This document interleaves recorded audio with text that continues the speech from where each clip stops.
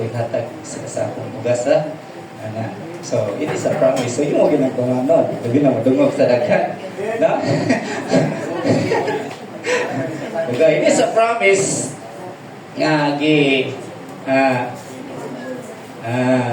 gisulat diya sa kasulatan nga only God gives eternal life lang sa atong kaugalingon, di ba? Sa 9. Okay. Balik ta sa 9, personal decision sa atong tagsa-tagsa ka kinabuhi.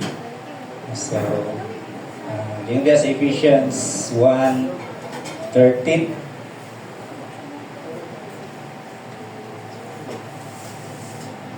So, yun diya nga muusab kini ang bidangat kaninyo. Tama ka, 1:13. Sa pagkadungog ninyo sa matuod nga mensahe sa maayong balita nga naghatag kaninyo kaluwasan, mituo kamo kang Kristo busa ipatikan kamo sa Dios pinagi sa paghatag kaniya sa Espiritu Santo nga iyang isaad timaan nga kamo iyan. No? Okay? So here is the gospel nga nagpamatuod nga sa dihang mutuo ta kang Jesus Christ nga atong Ginoong Dios o manluluwas, daghang nituo nga walay pag-response, di ba? Daghang naluwas nga walay pagtuo, walay pag-response. O daghang nituo lang pero wala ni response, di ba? So ingon ni ana. So, pinaka-importante sa atong kinabuhi, tuuhan nato si Jesus Christ nga atong buktong Ginoo o personal nga manluluwas tungod kay mao na siya timaan nga kita iyang mga linuwas. Diba? Mapatunan nato ang eternal life sa moabot nga panahon. Ug apil na dito ang atong crown of life, di ba? So sa atong Sunday school ni Pastor. So tanawa, adunay hear the gospel nga nagtudlo sa tuwa, dili na ta ang iya malibog pa, no? Kung kailangan ang pulong sa Ginoo nakasulat na daan, no?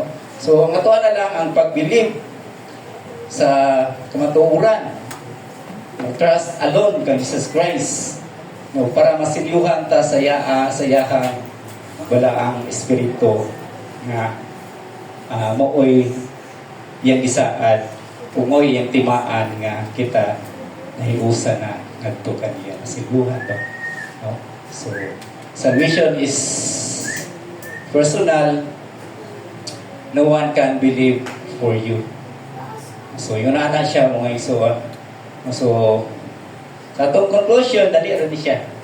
So, atong conclusion, nasa 1 Timothy chapter 2, verse 5. So, muna akong quote, ay, ipaningot naman yung kumayon. No? Sige. So, nawanon akong kabuhi, inigawas akong singot.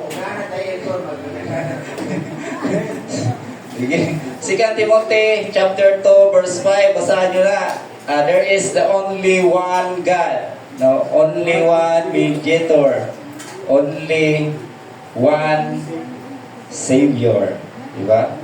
So, wala nailain nga manluluwas kundi ang atong Ginoong Kristo, dili ang doktor.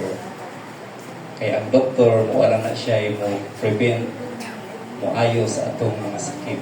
Ang lawyer mo tabang na siya kung ano na tay sala nga sa katawhan. Means kung nakapatay ka, bayaran mo na imong sala. After that, kung makagawas na ka sa prisuhan, nalimpyo lang ang imong pangalan, pero ang imong sala magpabili na katuwangan sa Ginoo. Tungod kay sa tuwangan sa Ginoo walay marilong. So soldier, andam siya magpakamatay tungod og para ma-secure lang ang atong nation. So ang Ginoo, pero di ba, no? Remember ka sa mga sundalo, di ba? So Makigira, bakit ang gira?